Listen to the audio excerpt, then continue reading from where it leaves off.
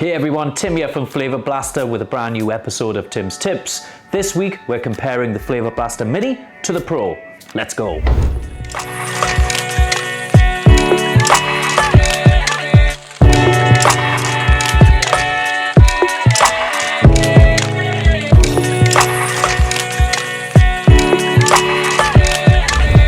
So you may have realised that we have released a brand new product for the home market called the Flavour Blaster Mini.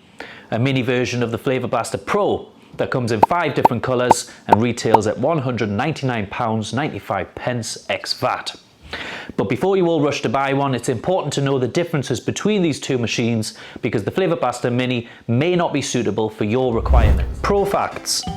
The output power is 30 watts, which means on average you can create a bubble in 2 seconds. Uses a reusable aroma tank.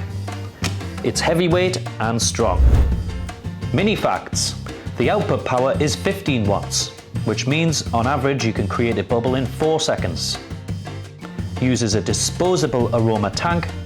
Is lightweight, compact and pretty. The Pro is built to withstand high intensity and high volume use due to its superior power and durability.